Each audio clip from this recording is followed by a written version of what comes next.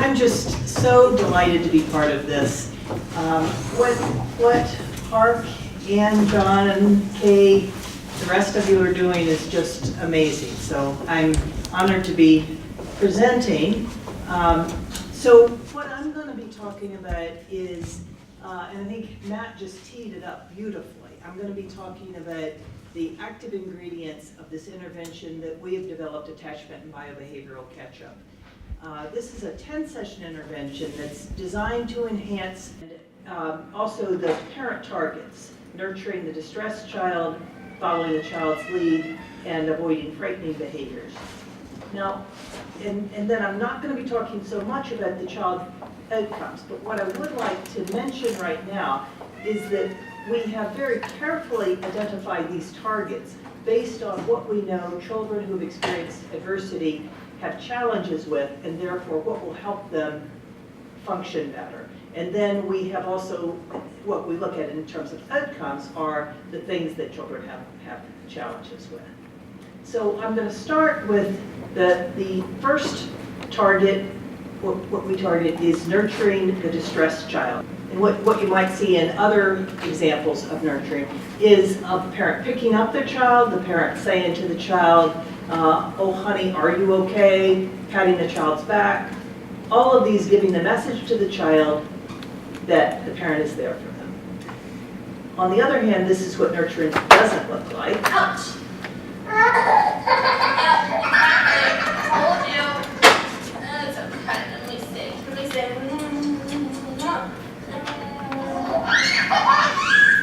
okay. It's okay. I'm broken. So you see there a number of things, a number of types of behaviors that are not nurturing. One, she fussed at him, said exactly, I told you. She also said, you're okay, you're not hurt, which is dismissing his need. And another, she kind of made fun of him, it's not broken. You can think of other ways of not being nurturing, things like, you're a big boys don't cry, look outside, there's a butterfly, or ignoring. Now, these are different in terms of how benign they might seem, but they're all giving the child the message, you don't need me. And what we want in our intervention is we want the parent to encourage the child to come when distressed to the parent.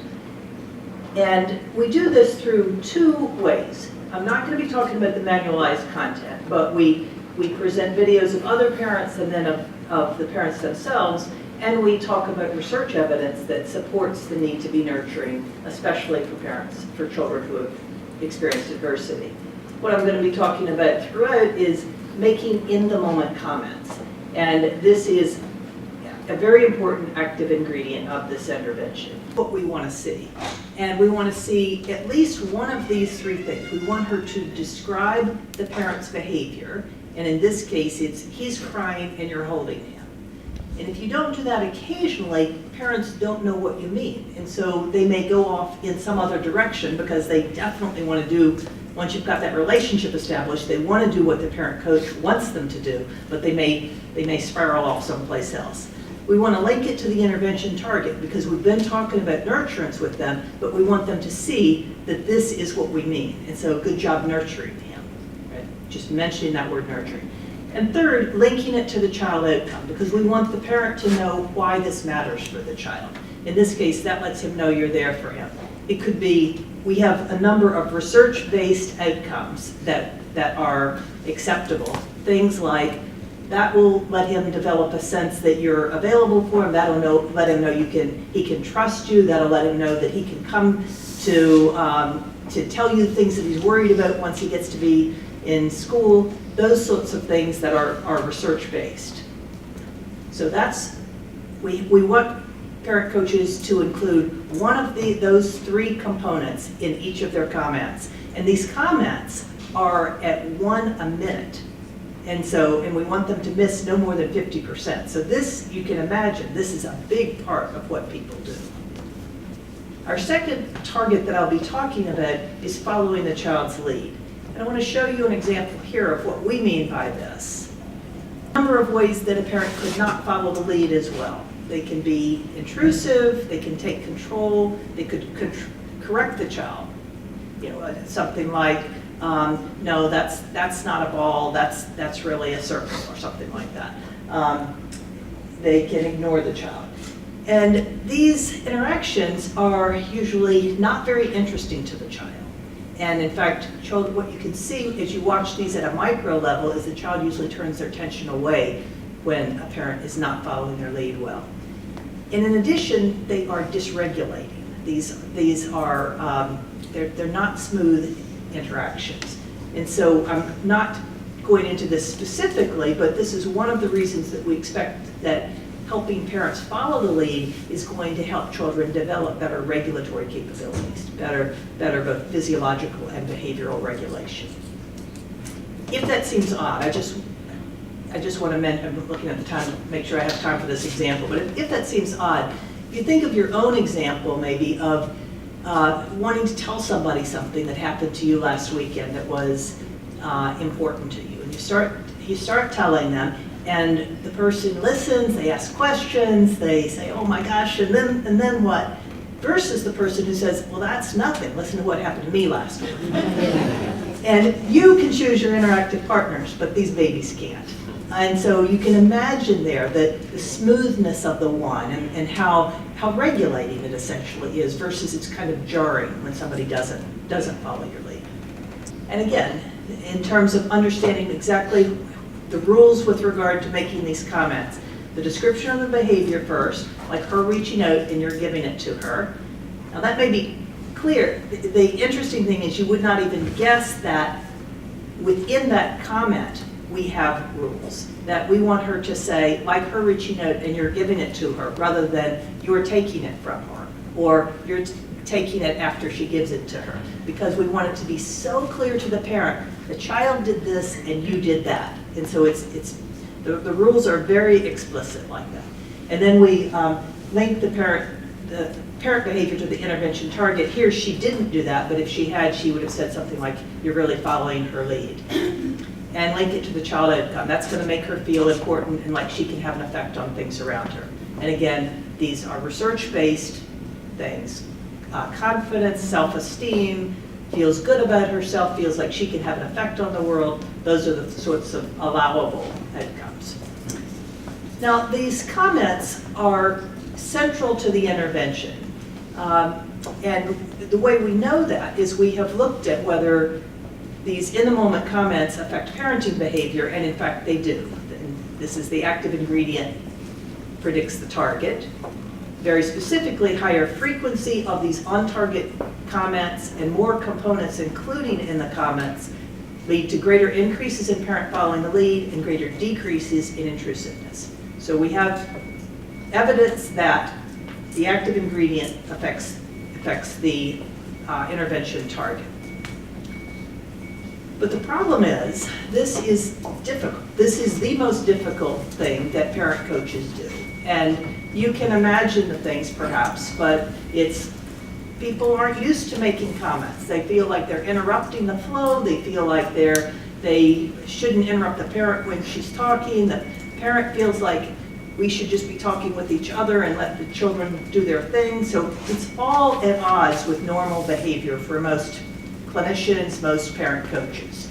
And so people felt like it would be condescending, insulting to parents. And let me say, it isn't. What happens at the anecdotal level is you make these positive, and these are all positive in these first 3 sessions. You make these comments and parents light up. And it's our way in some respects. It's our way to have the parent feel very valued for something they're actually doing. We're not making up this. This is something very specific that they're doing that's in line with targets. So there's this buy-in that we get by making these comments, but it is not what parent coaches think they're going to experience.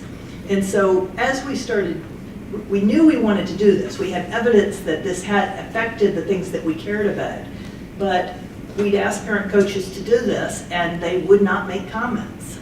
It just was the next week in supervision, somebody might have made 2 comments in an hour's period. We want 60 comments in an hour's period.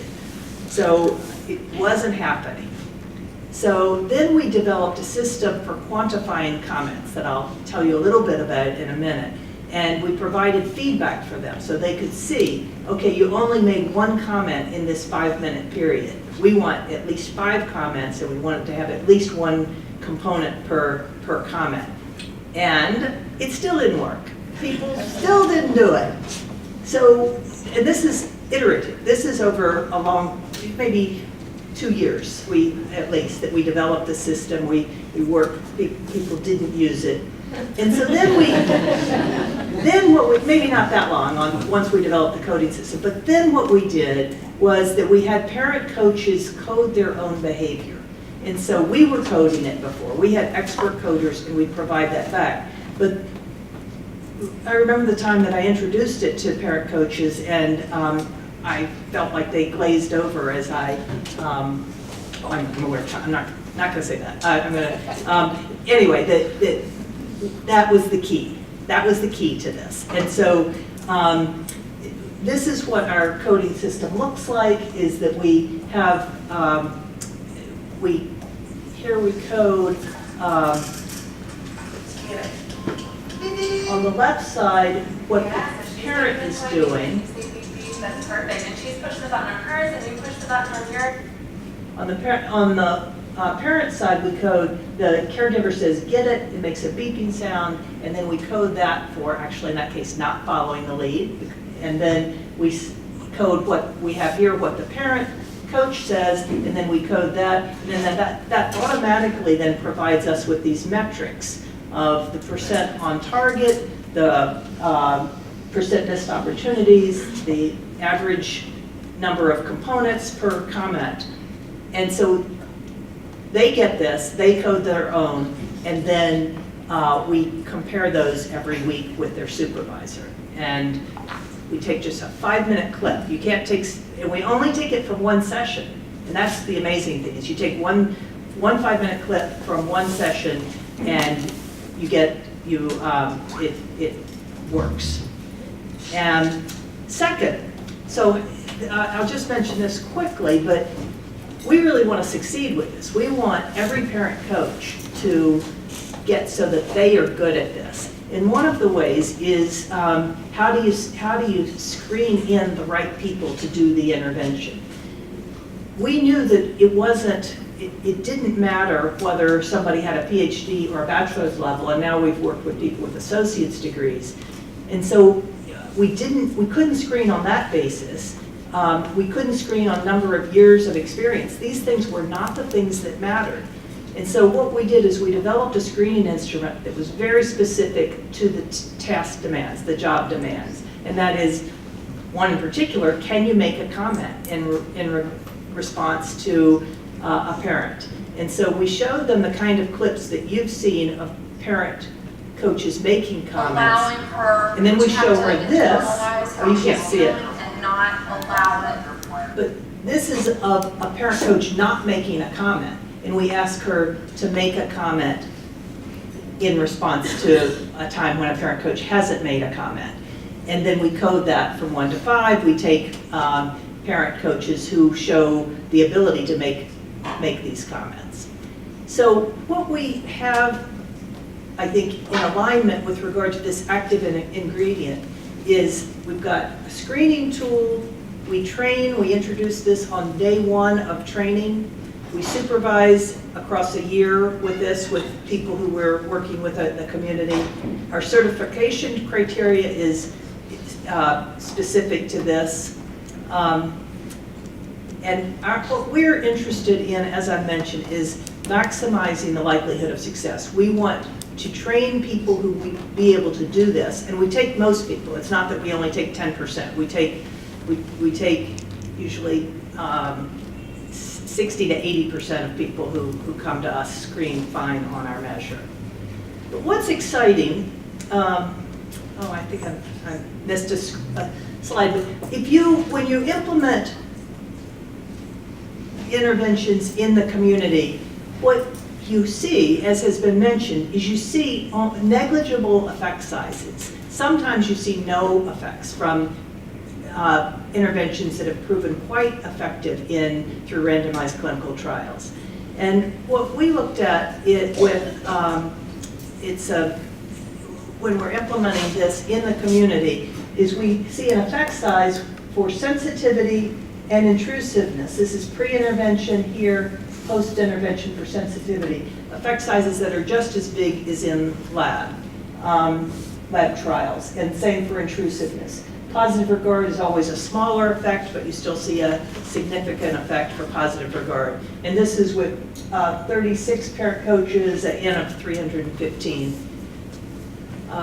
I just want to mention here the effects that we see in our randomized clinical trials. These are effects on parents in sensitivity, neural activity, et cetera, and in children across a wide range of outcomes. From attachment, cortisol production in infancy, all the way to now we're looking at children at 8, 9, and 10, and we're seeing effects on autonomic nervous system regulation. We're seeing, I don't have it up here, it's brand new, but fMRI, brain activation differences that are in line with our hypotheses and so forth. So what in terms of the model of intervention effects, though, very specifically, we see ABC have an effect on child outcomes. And the specific lines that we can draw is in the moment comments clearly affect parents following the child's lead. We don't actually look at nurturing the distressed child at this, it's lower base rate, and so we do not look at this very frequently. So I don't know whether this is the case there. I wish I did. And what we also have evidence for is that these parental targets then mediate associations with child behavioral regulation and child biological regulation.